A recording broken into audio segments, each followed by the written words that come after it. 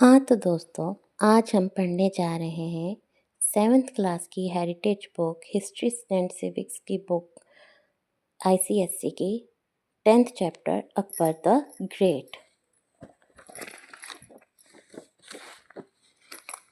इस चैप्टर में हम अकबर द ग्रेट चैप्टर में हम पढ़ेंगे उसके कॉन्क्वेस्ट और एडमिनिस्ट्रेशन के बारे में कि उसने कौन कौन सी जगहों को जीता और उसने कहाँ कहाँ राज किया और कैसे राज किया, उसकी पॉलिसी के बारे में भी पढ़ेंगे। अकबर पॉलिसी टुवर्ड्स द राजपूत्स, उसकी राजपूत्स को जीतने की क्या पॉलिसीज थी। रिलीजियस, उसकी धार्मिक पॉलिसी कौन सी थी। द डेवलपमेंट ऑफ लिटरेचर, उसने पढ़ाई के मामले में क्या किया। The social and educational reforms, और उसने समाज की भलाई के लिए और एजुकेशन को चलाने के लिए क्या कुछ किया। After the death of Humayun in 1556 CE, his son Akbar ascended the throne. Humayun की डेथ के बाद उसके बेटे ने 1556 में अपना थ्रोन मतलब अपने राज को बढ़ाया। असेंडेड मतलब बढ़ाया। और उसका बेटा कौन था हुमायूं का? अकबर।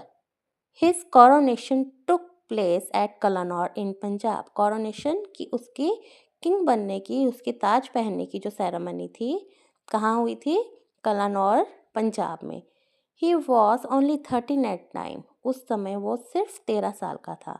सो Bairam Khan, his guardian, became his regent and took charge of the administration. तो उसके गार्डियन ने, जिसका नाम बैरम खान था, वो उसका क्या बन गया? रीजेंट। रीजेंट किसको बोलते हैं? एडमिनिस्ट्रेटर होता है जो राज को संभालता है जब तक कि राजा राज को संभालने योग्य नहीं हो जाता। And took charge of the administration, और उसने अपने हाथों में एडमिनिस्ट्रेशन का पूरा चार्ज ले लिया। After assuming the kingship, Akbar had to face a lot of difficulties. जब वो राजा बना तो अकबर को बहुत सारी मुसीबतों का सामना करना पड़ा। उस समय the successor of Sher Shah Suri were still powerful in Punjab. Sher Shah Suri के बाद जो उसके सक्सेसर्स थे वो अभी भी बहुत पावरफुल थे पंजाब में। In Rajputana the Rajputs were getting stronger, और राजपूत भी बहुत स्ट्रॉन्ग थे। The Afghans were gaining strength under Adil Shah in Bengal and Bihar, और जो अफगान्स थे आदिल शाह की एडमिनिस्ट्रेशन के अंदर बहुत ही बंगाल और बिहार में पावरफुल थे। Hemu, the capable general of Adil Shah, manage to occupy Delhi in 1556 CE. Adil Shah जो हेमू जो कि आदिल शाह का जनरल था, उसने दिल्ली को जीत लिया था, ऑक्युपाई करने में सक्षम, मैनेज कर लिया था उसने अपने आप को। कौन सी ईस्वी में? 1556 सीई में। The immediate task of Akbar was to defeat Hemu and reoccupy Delhi and Agra. तो उसका राजा बनने के बाद इमीडिएट टास्क कौन सा था? कि वो हेमू को हराए और दिल्ली और आगरा को अपने अंडर ले ले। So his guardian Bairam Khan march towards Delhi and met Hemu. तो इसीलिए बैरम खान जो कि उसका गार्डियन और एडमिनिस्ट्रेटर था, वो उसने दिल्ली के ऊपर चढ़ाई की और हेमू से मिला। कहाँ मिला वो? पानीपत की फील्ड के ऊपर। This is called the second battle of Panipat, और इसको क्या बोला गया? Second battle of Panipat.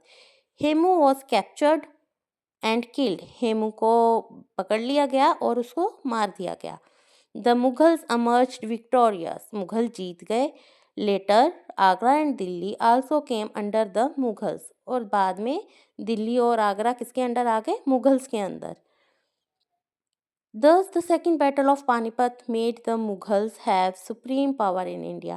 इस तरह Panipat second battle of Panipat के बाद मुगल्स इंडिया में पावरफुल हो गए। Bairam Khan remained the regent and prime minister of Akbar till 4 years। Bairam Khan जो उसका एडमिनिस्ट्रेटर था और वो प्राइम मिनिस्टर बन गया कितने सालों के लिए? 4 सालों तक के लिए। He looked after the affairs of his administration, उसने उसकी राज्य को संभाला। He conquered Punjab, Jaunpur and Ajmer during this period, और इन 4 सालों में बैरम खान ने किस किस को जीत लिया? पंजाब, जौनपुर और अजमेर को जीत चुका था। In 1560 CE Akbar took charge of the empire himself और 4 सालों बाद 1560 CE में अकबर ने अपने हाथों में अपना अम्पायर ले लिया।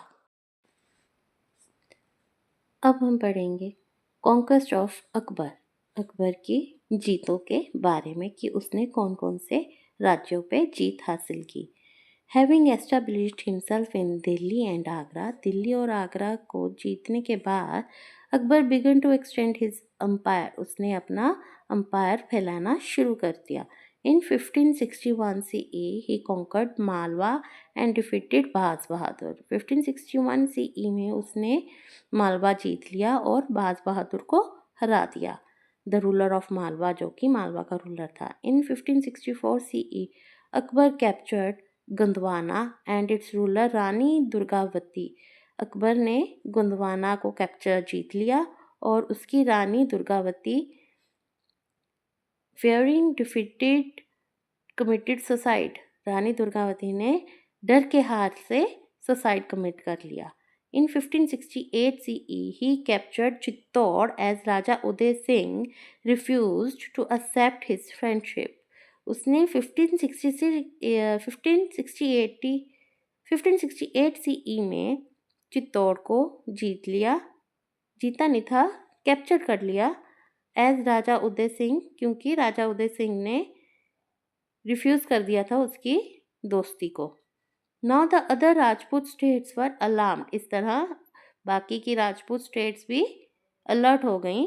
But the rulers of Ranthambore and Kalinjar accepted his suzerainty, लेकिन जो रणथंभौर और कलिंजर के रूलर्स थे उन्होंने उसकी सुजेरेनिटी को एक्सेप्ट कर लिया। सुजेरेनिटी क्या का मतलब क्या है कि राजा अकबर ही होगा, और लेकिन उस राज्य को चलाएगा कौन, उनके पहले के रूलर्स ही चलाएंगे, जो पहले के राजा थे वो ही चलाएंगे, मगर उनका मेन राजा कौन होगा, अकबर होगा, वो उसके ही इशारों पर काम करेंगे। सुजेरेनिटी का मतलब ये है। However, Maharana Pratap, the son of Raja Uday Singh of Mewar, refused to Akbar suzerainty, जबकि महाराणा प्रताप ने, जो कि उदय सिंह का बेटा था मेवाड़ का, उसने अकबर की सुजरेनिटी को अपनाने से इनकार कर दिया। ही डिफीटेड बाय अकबर, वो अकबर से हार गया in the battle of Haldi Ghati, Haldi Ghati की बैटल में, जो कि 1576 CE में हुई। ही फ्लेड हिज हॉर्स चेतक, वो अपने घोड़े के साथ भाग गया। उसके राजा महाराणा प्रताप के घोड़े का नाम था चेतक और वह उसके साथ भाग गया। एंड रिमेन्ड इन दी जंगल, और वो कहाँ रहा, जंगल में। He never give up fighting till he died, उसने लड़ना नहीं छोड़ा अपने मरने तक। His name has become immortal in Indian history, उसका नाम आज भी जीवित है इंडियन हिस्ट्री में।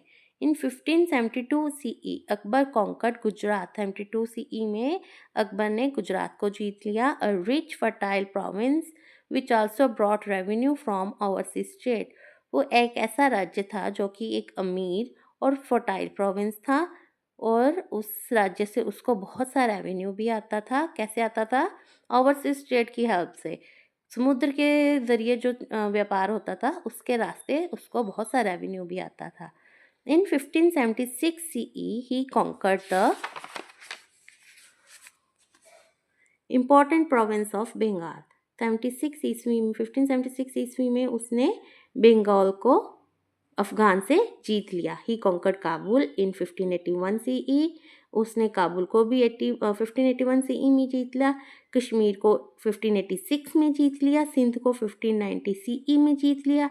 बलूचिस्तान को 1595 CE में जीत लिया। This largely increase trade between India, और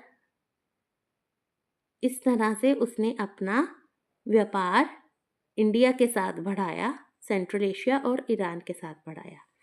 then Akbar turned his attention towards the Deccan, तब अकबर ने अपना ध्यान किसकी तरफ लेके गया, डेक्कन की तरफ। During this time 3 states Ahmednagar, Bijapur and Golconda were important. इस समय कौन सी 3 स्टेट्स इम्पोर्टेंट थी? अहमदनगर, बीजापुर और गोलकोंडा।